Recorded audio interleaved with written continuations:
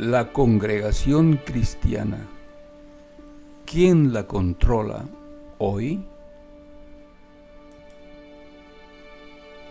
Para contestar esta pregunta, tenemos que recordar que la primera congregación cristiana se formó en Jerusalén el día 6 de Sivan del año 33 era común, durante la fiesta judía del Pentecostés. Compare con el libro bíblico de Hechos, capítulo 2, versículo 1 y 14. Además, que los 12 apóstoles de Jesucristo fueron tácitamente reconocidos como los que dirigían la congregación de 120 discípulos. Y que para el año 39 era común, colaboraban con los 12 apóstoles otras personas bien calificadas en la administración de las congregaciones de todo el mundo, desde Jerusalén. Compare con Hechos capítulo 15, versículos 6 y 7. De modo que el futuro de la congregación cristiana de Jerusalén y su administración estaba ligada con el futuro de Jerusalén. En el año 70 era común, Jerusalén fue destruida por los romanos. ¿Y qué ocurrió con la congregación cristiana y la administración que se ejercía para los cristianos de todo el mundo? Veamos su historia.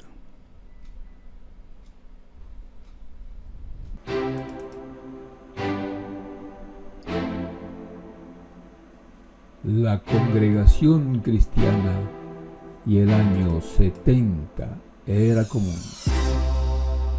Meditando en lo que dice la Biblia.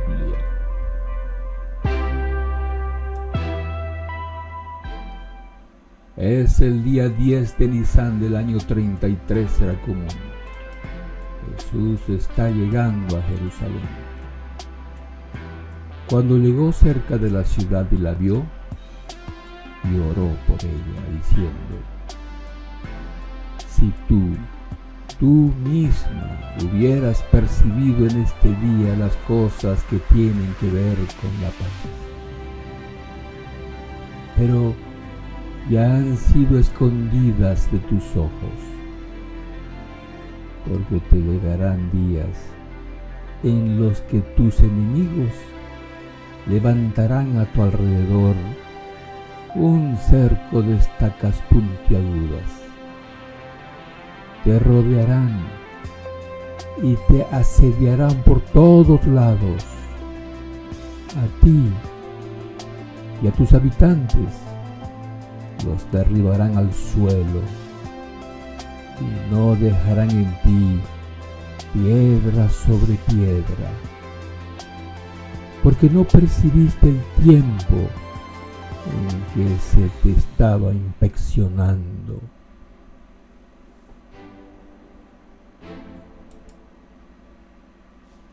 Al día siguiente, 11 de Nisan del año 33 era común, Jesús vuelve a repetir su profecía sobre la destrucción de Jerusalén.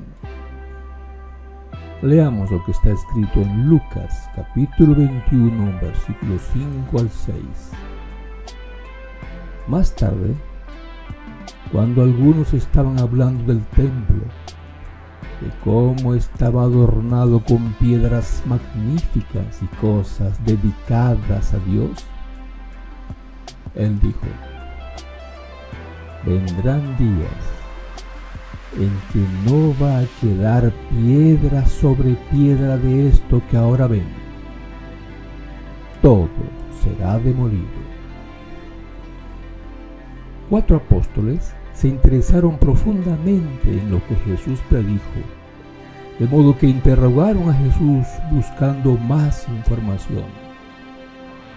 Leamos lo que registró Marcos, capítulo 13, versículo 1 al 5.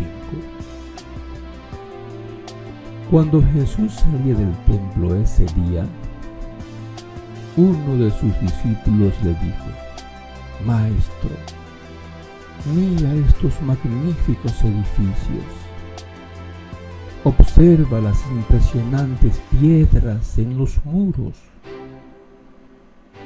Jesús respondió: Sí, mira estos grandes edificios, pero serán demolidos por completo. No quedará ni una sola piedra sobre otra. Más tarde, Jesús se sentó en el monte de los olivos, al otro lado del valle del templo. Pedro, Santiago, Juan y Andrés se le acercaron en privado y le preguntaron: Dinos, ¿cuándo sucederá todo eso? ¿Qué señal nos indicará que esas cosas están por cumplirse? Jesús contestó: No dejen que nadie los engañe. Nueva traducción viviente. Jesús no les dijo el día, el mes, el año en el que todo esto ocurriría. Y ningún escritor cristiano inspirado puso por escrito su cumplimiento. Sin embargo, la historia secular nos relata cómo las legiones romanas destruyeron Jerusalén y su hermoso templo. Jesús predijo: Te rodearán y te asediarán por todos lados.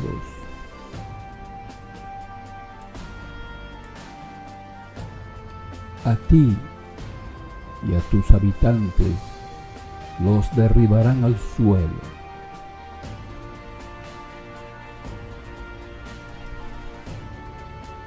Porque estos son días para hacer justicia, para que se cumplan todas las cosas que están escritas.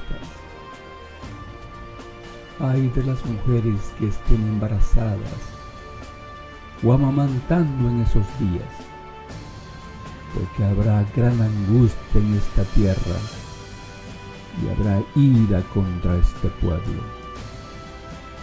Y caerán muertos a filo de espada, y serán llevados prisioneros a todas las naciones.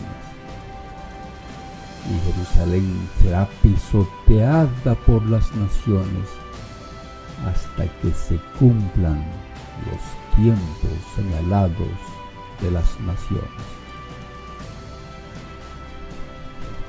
Todos estos sucesos históricos culminaron en el año 70 era común. ¿Qué efecto tuvieron todos estos sucesos en la congregación cristiana? ¿Cómo afectó a los cristianos que vivían en Jerusalén? Debemos recordar que el día 6 de Sivan del año 33 era común, se formó la congregación cristiana en Jerusalén con el derramamiento del Espíritu Santo sobre 120 discípulos de Jesucristo. En poco tiempo, miles de israelitas se hicieron seguidores de Jesucristo. Los 12 apóstoles y ancianos de Jerusalén dirigían a esta multitud de discípulos. Nombraron a varones que calificaban para colaborar con ellos en la administración. En pocos años, por dirección divina, se admitió en la comunidad de discípulos a personas que no eran israelitas. Un centurión romano, Cornelio y su casa, fueron los primeros no israelitas que fueron admitidos entre los discípulos de Jesucristo. Para el año 49 era común, los apóstoles y ancianos de Jerusalén vieron la necesidad de aclarar la relación entre los discípulos israelitas y no israelitas. A los cristianos no israelitas no se les exigió circuncidarse ni observar la ley dada por medio de Moisés. En la ilustración vemos los apóstoles y ancianos de Jerusalén reunidos para decidir este asunto.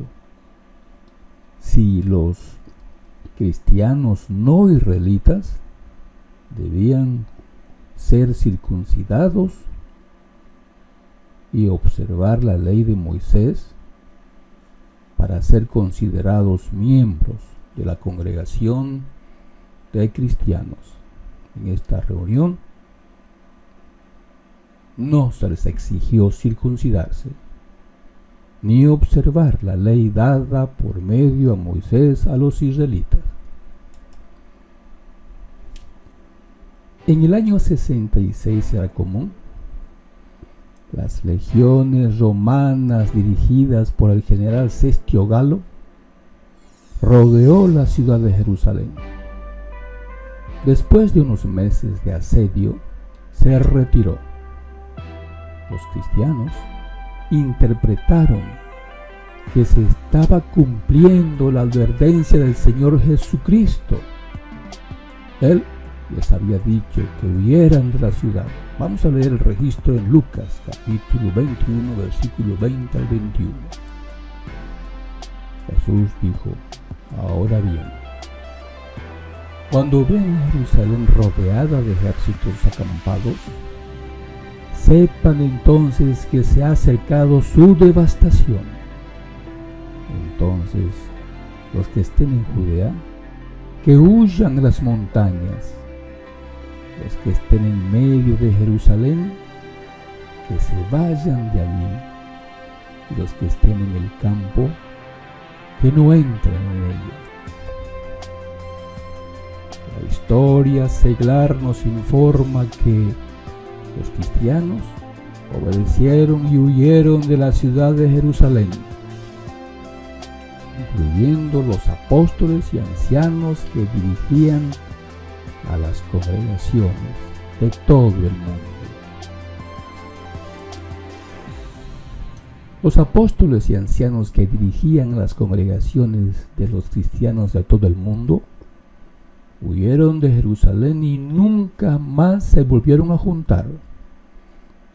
La administración de la congregación de cristianos de todo el mundo desde Jerusalén terminó para siempre.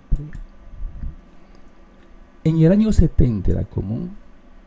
Las legiones romanas volvieron a sitiar a Jerusalén, esta vez al mando del general romano Tito, y la destruyeron totalmente. No había en Jerusalén cristianos fieles, porque habían huido cuando se les presentó la oportunidad. En el año 70 era común. Significó un gran cambio para las congregaciones cristianas. Las congregaciones de cristianos se vieron obligadas a funcionar de forma autónoma, cada congregación con su cuerpo de ancianos. Los apóstoles habían sido dispersados por todo el mundo.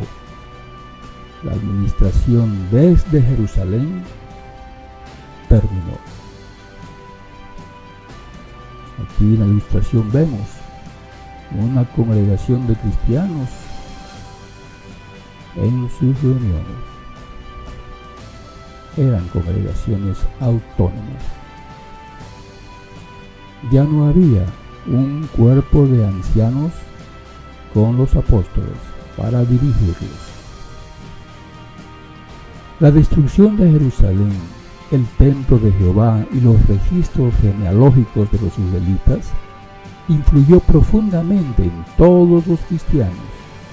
Era evidente que los cristianos israelitas no eran espiritualmente hablando superiores a los cristianos no israelitas.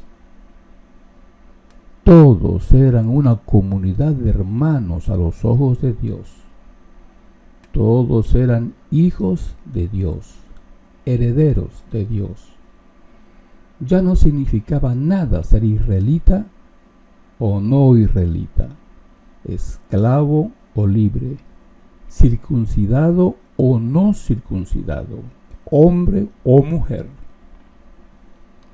Pablo lo había explicado en su carta a los Gálatas años antes, pero después del año 70 era común, la evidencia la estaban viviendo.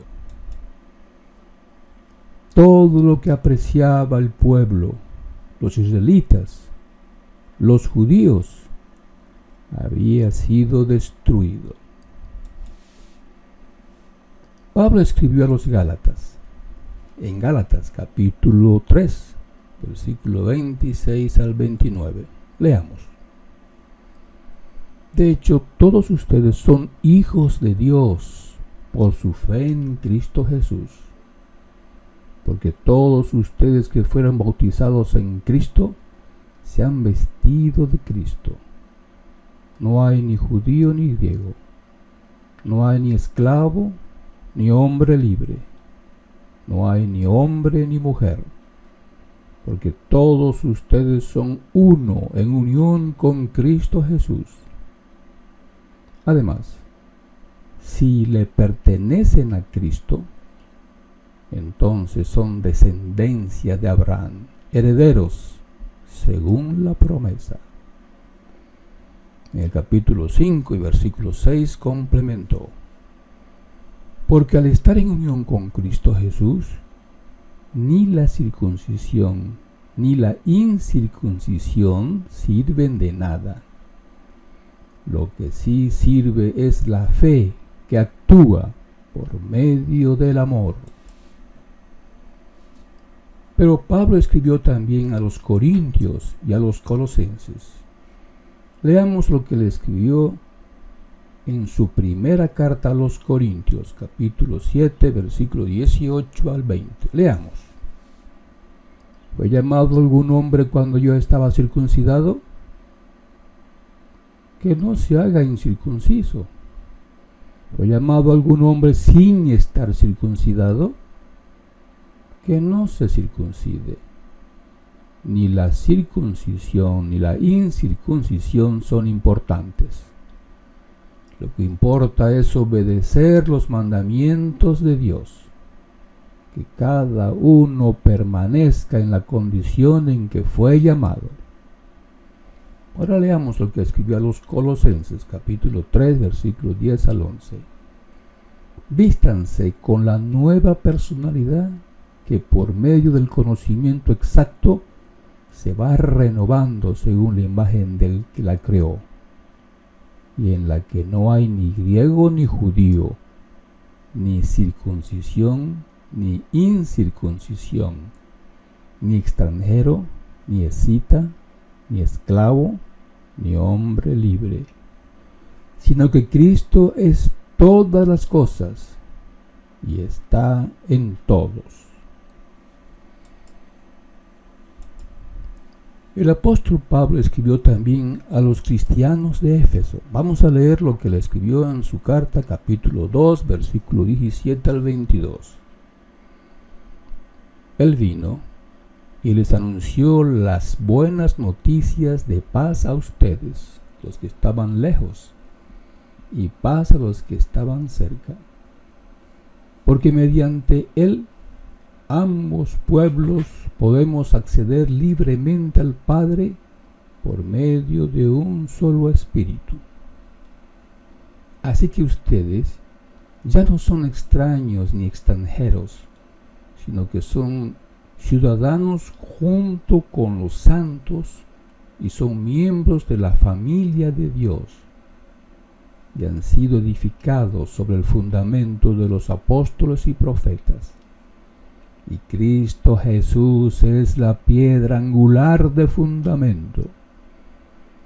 En unión con Él, el edificio entero, que está armoniosamente unido, va creciendo hasta convertirse en un templo santo para Jehová. En unión con Él, ustedes también están siendo edificados juntos para convertirse en un lugar donde Dios habite por espíritu. El apóstol Pablo, al comparar la congregación cristiana a un edificio en construcción, está usando la misma idea de Jesucristo cuando dijo a Pedro, en Mateo capítulo 16, versículos 13 al 20. Tú eres Pedro, y sobre esta roca edificaré mi congregación, y las puertas de la tumba no la vencerán. Pablo reconoce que la roca sobre la que se edifica la congregación cristiana es Jesucristo. Ya hemos leído ese pasaje en Efesios capítulo 2, versículos 20 al 21. Así es, Jesucristo es el único líder, el único caudillo, el cabeza de la congregación cristiana por todo el mundo, a través de casi 2000 años ya. En el año 70 era común, cuando los romanos destruyeron la ciudad de Jerusalén y el templo, no se puso en peligro la existencia de la congregación cristiana, pues para ese año los cristianos ya estaban esparcidos por todo el mundo. Lo que desapareció fue la administración apostólica desde Jerusalén. Los apóstoles y ancianos de Jerusalén, que se debían como dirigentes visibles de los cristianos de todo el mundo, jamás trataron de reunirse en otra ciudad para continuar administrando la congregación cristiana de todo el mundo. Entendieron que es Jesucristo quien dirige a las congregaciones y Él no necesita que alguien le sirva como el vicario de Cristo, como el cuerpo gobernante.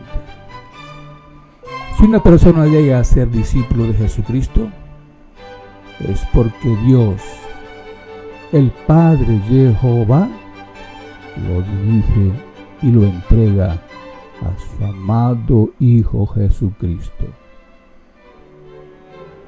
Él dijo: nadie puede venir a mí a menos que el Padre que me envió lo atraiga, y a ese yo lo resucitaré en el último día. Juan 6:44.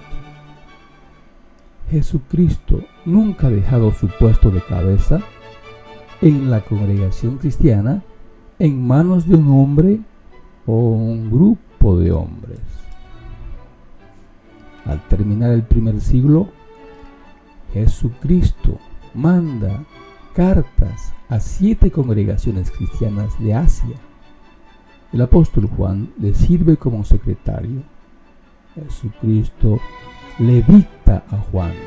Vamos a leer la carta de escribir a los Efesios. Primero vamos a ver el libro de Apocalipsis, capítulo 1, versículo 19 al 20.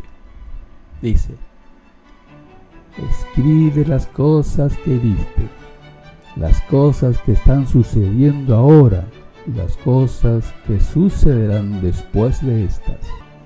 Este es el secreto sagrado de las 7 estrellas que viste en mi mano derecha y de los 7 candelabros de oro.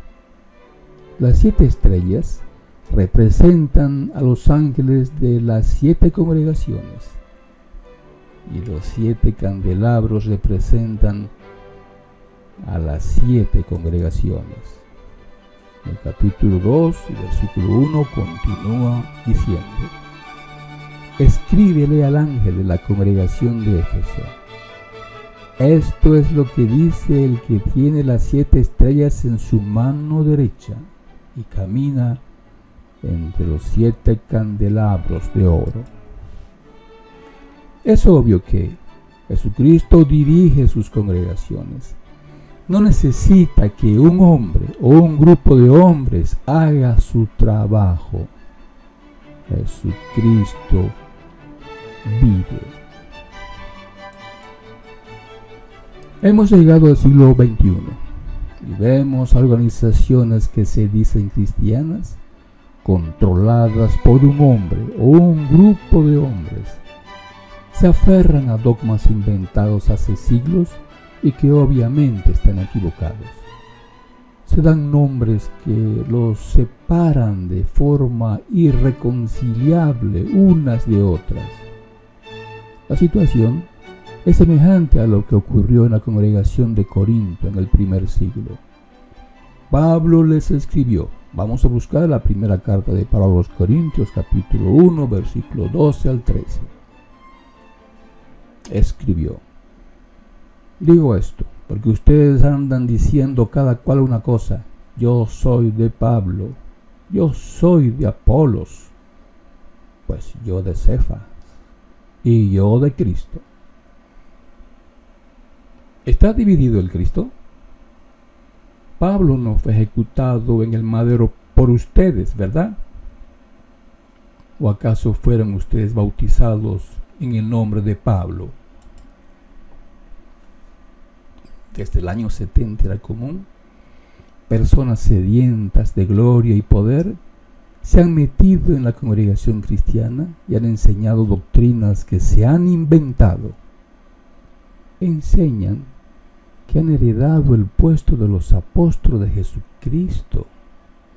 Se imaginan que tienen la autoridad exclusiva de interpretar las sagradas escrituras cristianas, que son el único canal que Dios usa para comunicarse con la humanidad. Enseñan que sus dogmas son revelaciones dadas por Dios, y cualquiera que los cuestione merece ser expulsado de la membresía. Pablo advirtió a los efesios sobre estos falsos maestros. Desde Mileto mandó un mensaje a Éfeso para llamar a los ancianos de la congregación, y cuando se encontraron con él les dijo: cuídense ustedes mismos y cuiden del rebaño del cual el Espíritu Santo los nombró superintendentes para pastorear la congregación de Dios, que Él compró con la sangre de su propio Hijo. Sé que cuando me vaya, entrarán entre ustedes lobos feroces que no tratarán al rebaño con ternura. Y de entre ustedes mismos saldrán hombres que dirán cosas retorcidas para arrastrar a los discípulos y llevárselos detrás de ellos. Libro de Hechos, capítulo 20, versículo 17 al 30. Antes de morir, a finales del primer siglo, el apóstol Juan, el último apóstol vivo, escribió cartas a los cristianos de todo el mundo y denunció a los falsos maestros y lo que enseñaban. Leamos lo que escribió en su primera carta, capítulo 4, versículo 1 al 3. Amados, no se crean cualquier mensaje inspirado, sino pongan a prueba los mensajes inspirados para ver si provienen de Dios, ya que han aparecido muchos falsos profetas en el mundo. Así es como pueden saber si el mensaje inspirado es de Dios. Todo mensaje inspirado que reconoce que Jesucristo vino como ser humano proviene de Dios. Pero ningún mensaje es inspirado si no reconoce a Jesús que proviene de Dios. Ese es el mensaje inspirado del anticristo. el que ustedes oyeron que vendría y que ya está en el mundo. Esta es la verdadera historia. Después del año 70 era común, cuando ya no había la administración de los apóstoles y ancianos de Jerusalén, los falsos maestros entre las congregaciones cristianas se envalentonaron y comenzaron a enseñar doctrinas retorcidas y extraviaron a muchos cristianos ingenuos. La situación ha empeorado muchísimo desde ese tiempo. La confusión ha llegado a extremos jamás vistos, de modo que la persona que sinceramente busca a Dios queda totalmente confundida. Sin embargo, la situación no es sin solución. Jesucristo nos dijo la solución. En Mateo capítulo 11, versículo 28 al 30, está escrito: Vengan a mí, todos los que están cansados y llevan cargas pesadas, y yo les daré descanso. Pónganse mi yugo, déjenme enseñarles, porque yo soy humilde y tierno de corazón, y encontrarán descanso para el alma, pues mi yugo es fácil de llevar, y la carga que les doy es liviana. Nueva traducción viviente. La persona que sinceramente busca a Dios debe dejarse enseñar por Jesucristo. Jesús mismo dijo en Juan 8:12: Yo soy la luz del mundo. El que me siga nunca andará en la oscuridad, sino que tendrá la luz de la vida. Y en el versículo 31 al 32 del mismo capítulo dijo: Ustedes son verdaderamente mis discípulos si se mantienen fieles a mis enseñanzas, y conocerán la verdad, y la verdad los hará libres. Es vital que usted comience a leer su Biblia. Le sugerimos comenzar por Mateo.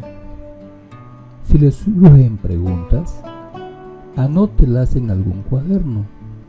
Tenga paciencia.